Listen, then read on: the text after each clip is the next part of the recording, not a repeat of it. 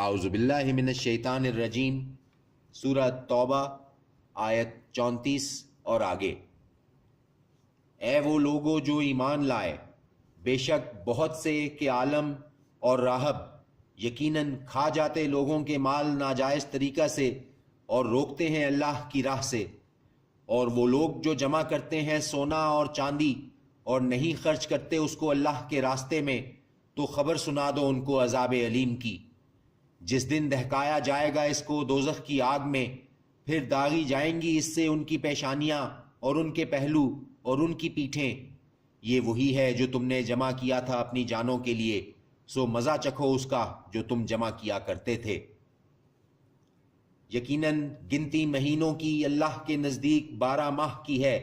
اللہ کی کتاب میں اس روز سے کہ پیدا کیا اس نے آسمانوں اور زمین کو، ان میں ہیں 4 حرمت والے، یہی دین ہے سب سے درست، تو نہ ظلم کرنا ان میں اپنے آپ پر، اور جنگ کرو تم مشرکوں سے سب مل کر جس طرح جنگ کرتے ہیں وہ تم سے سب مل کر، اور جان رکھو کہ اللہ ساتھ ہے متقیوں کے۔ در حقیقت آگے پیچھے کر دینا بڑھ جانا ہے کفر میں،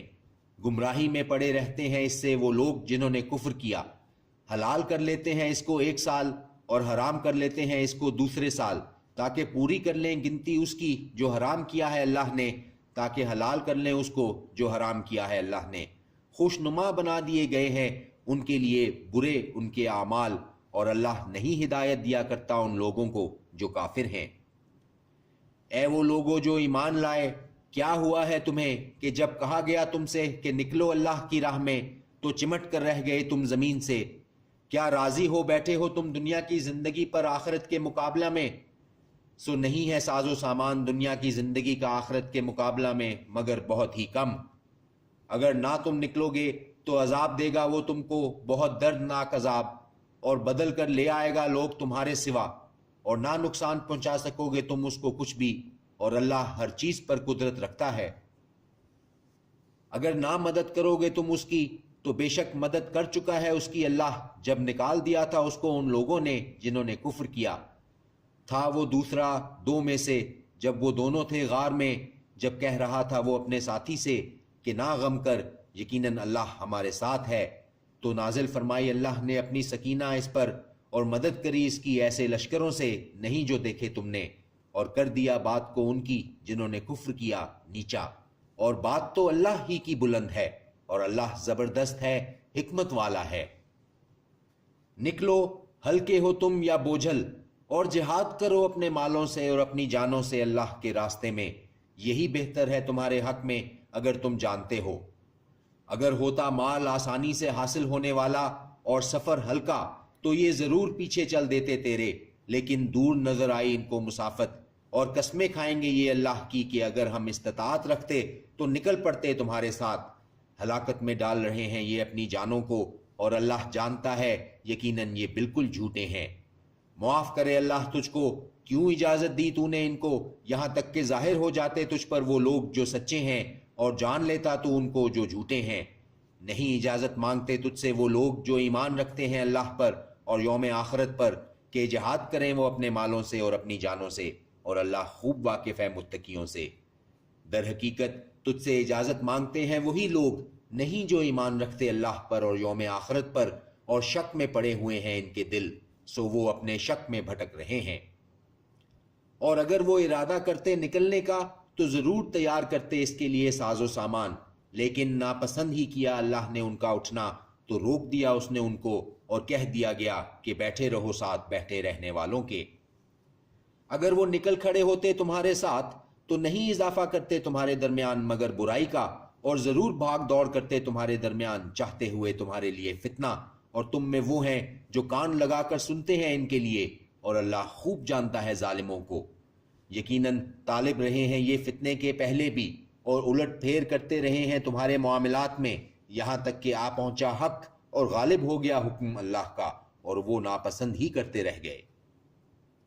اور ان میں وہ ہے جو کہتا ہے کہ اجازت دے مجھے اور نہ ڈال مجھے فتنے میں، خبردار رہو فتنے میں تو یہ پڑ گئے ہیں، اور یقیناً دوزخ بالکل گھیرے ہوئے ہے کافروں کو۔ اگر حاصل ہوتی ہے تجھ کو کوئی بھلائی تو بری لگتی ہے ان کو، اور اگر آ پڑتی ہے تجھ پر کوئی مصیبت تو کہتے ہیں یقیناً درست کر لیا تھا ہم نے اپنا معاملہ پہلے ہی، اور لوٹ جاتے ہیں اور وہ خوش ہوتے ہیں۔ کہہ دو کہ ہرگز نہیں پہنچ سکتی ہم کو بجز اس کے جو لکھ دی ہو اللہ نے ہمارے لیے، وہی ہے کارساز ہمارا، اور اللہ پر بھروسہ رکھنا چاہیے مومنوں کو۔ کہہ دو کہ نہیں ہو تم منتظر ہمارے حق میں مگر دو بھلائیوں میں سے ایک کے، اور ہم منتظر ہیں تمہارے حق میں کہ ڈال دے تم پر اللہ عذاب اپنے پاس سے یا ہمارے ہاتھوں سے، سو انتظار کرو تم، یقیناً ہم تمہارے ساتھ انتظار کرتے ہیں۔ کہہ دو کہ خرچ کرو تم خوشی سے یا ناخوشی سے، ہرگز نہیں قبول کیا جائے گا تم سے، یقیناً تم ہو ایسے لوگ جو نافرمان ہو، اور نہیں مانے ہوتی ان کے لیے کہ قبول کیے جائیں ان سے ان کے خرچ کیے ہوئے مال، سوائے اس کے کہ یقیناً انہوں نے کفر کیا اللہ کے ساتھ اور اس کے رسول کے ساتھ، اور نہیں آتے نماز کو مگر وہ ہوتے ہیں کاہل، اور نہیں خرچ کرتے مگر وہ ہوتے ہیں ناخوش۔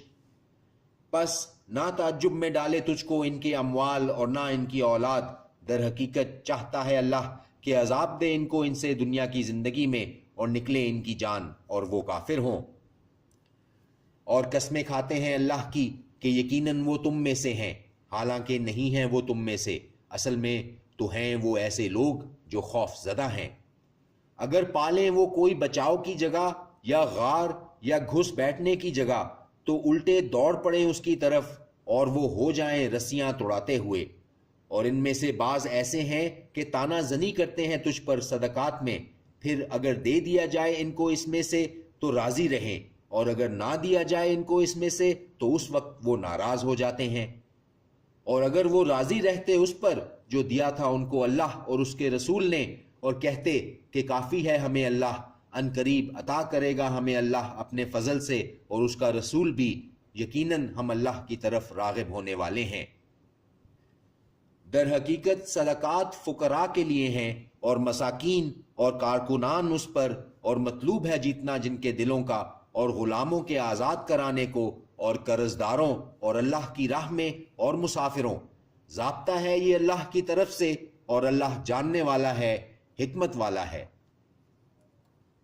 اور ان میں وہ لوگ ہیں جو ایذا دیتے ہیں نبی کو اور کہتے ہیں کہ وہ کان ہے۔ کہہ دو کان بھلائی ہے تمہارے لیے، ایمان رکھتا ہے وہ اللہ پر اور اعتماد رکھتا ہے مومنوں پر، اور رحمت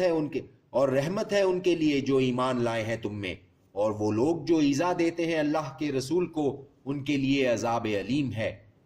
قسمیں کھاتے ہیں یہ اللہ کی تمہارے سامنے تاکہ راضی کر دیں تم کو، حالانکہ اللہ اور اس کا رسول زیادہ حقدار ہیں اس کے کہ یہ راضی کریں انہیں اگر ہیں یہ مومن۔ کیا نہیں یہ جانتے کہ جو مقابلہ کرتا ہے اللہ اور اس کے رسول سے تو بے شک اس کے لیے ہے آگ جہنم کی، رہے گا وہ ہمیشہ جس میں، یہ رسوائی ہے بہت بڑی۔ ڈرتے رہتے ہیں منافق کہ کہیں نازل ہو جائے ان کے بارے میں کوئی صورت کہ ظاہر کر دے ان پر جو کچھ ان کے دلوں میں ہے۔ کہہ دو کہ مذاق کیے جاؤ، یقیناً اللہ ظاہر کر دے گا وہ جس سے تم ڈرتے ہو۔